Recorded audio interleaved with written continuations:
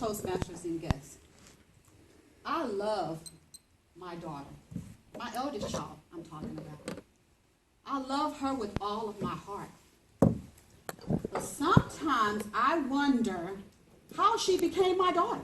And there's a reason for that. My dear sweet child, who's now 30, by the way, she loved to do things that I suppose most children like to do, except for that she did it to me, the person who loved her. I carried her for 9 months. Why would she want to torture me? But she enjoyed that somehow. One time, it was a cold winter night, and I turned in early. I was fast asleep in the bed, had taken off half of my clothes.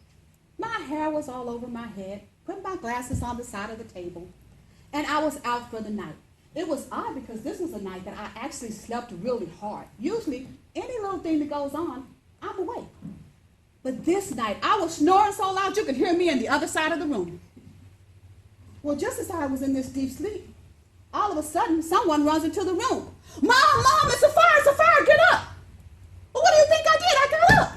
I'm looking for my glasses. Where's my glasses? Because I can't see a thing without them. I'm trying to pull my hair back in a ponytail so I don't walk outside the house looking crazy. And I'm trying to figure out, why am I the only one getting ready to get out of this house? And then it dawned on me, I don't smell any smoke.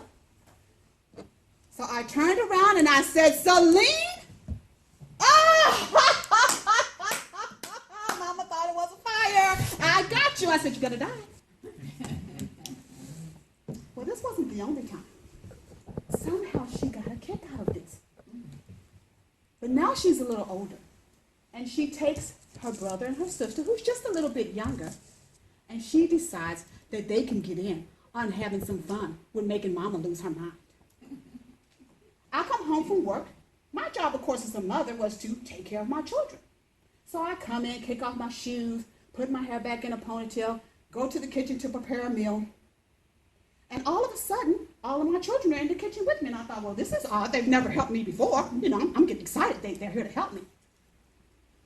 Next thing I know, Mom, there's a snake under the refrigerator. I jumped so high that I'm surprised my head did not touch the sill. And I took off running. I don't know what it is about fear, but you run before you even look to see if there's really a snake under the fridge. Well, now not only is one child laughing, all 3 of my children are laughing. I thought, I really don't like this. This is not good. So I go back into the kitchen. My oldest daughter had gone to the store earlier, to the Dollar General, and purchased a fake snake. But the crazy thing about it is the snake looked real. And she put it under the refrigerator just so I could just see the head of it and make me think that it was real. These children are going to die. But because she knew that she could get to me, and a wise person told me, if they know your buttons, they will push them. I didn't learn that until 54, which was just last year. So, of course, they push buttons. But this oldest child of mine, Celine, that's her name. Remember that name. It's going to come up again. When she was 14 years old, she came to me and she said, Mom, I'm pregnant. I was like, no, she's 14. You can't get excited about a 14-year-old being pregnant. So I said, what are you talking about, you're pregnant? I cried.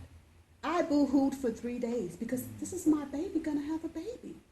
I can't handle this. And when I recovered, I got up and I said, you're going to have a baby? Why, yes, Mom. What are you going to do? I said, you're going to get out of my house. My mom told me that if I got pregnant before I became of age, I had to leave her house because she wasn't going to raise any more babies. And guess what? You've got to go. But Mom, what about me being pregnant? You and the child's got to go. She's like, psych, I got you again. You're not smarter than a 5th grader. I'm going to kill this child. She turned 16. And up on my kitchen counter, and she pulls out this little stick. You all seen it before, that little pregnancy stick to tell you if you're really pregnant or not. And of course it said, she's pregnant. So I caught my heart for a second and I thought, no, this is the same girl that played a trick on me about a fire and a snake and being pregnant before. She is not pregnant. So I said, who did you get to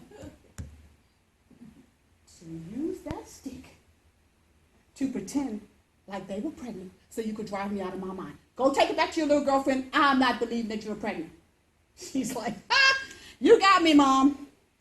She turns 18. She comes to me again. 3 times this is. 3 times. Mom, I'm going to have a baby. You know what? Get out of my face. I don't have time for this. No, now she starts crying. It's almost believable. She's really going to have a baby. But my heart was broken. She can't be having a baby. She's done this to me too many times. So I said, you know what? Let's go to Planned Parenthood. Oh, don't get me wrong. I had insurance. But I wasn't going to use my money for this foolishness. So we're going to go to Planned Parenthood and we're going to see what they have to say about this baby. So we get to Planned Parenthood and lo and behold, they take a blood test and they take a urine test. And guess what? She was pregnant. But guess what? I didn't believe her. So I stood there and I looked her in her eyes and I said, which one of these staff members did you pay to tell me that you were going to have a baby? Mom, no, she was born, she was crying. I'm really going to have a baby. I said, I tell you what, next week, I'm going to set an appointment with the OBGYN, my specialist, because she's the only person I will believe that tells me that you're going to have a baby. So off to the hospital we go. Of course, my OBGYN was like, is something wrong with you? I mean, if she already had a blood test and a urine test, was that not enough proof? I said, no, it wasn't. That wasn't enough proof. I need proof from you. She took the blood test, she took the urine test, and guess what? I'm going to be a grandmother! And even better for her, I'll let her stay at home. Mr. Toastmaster.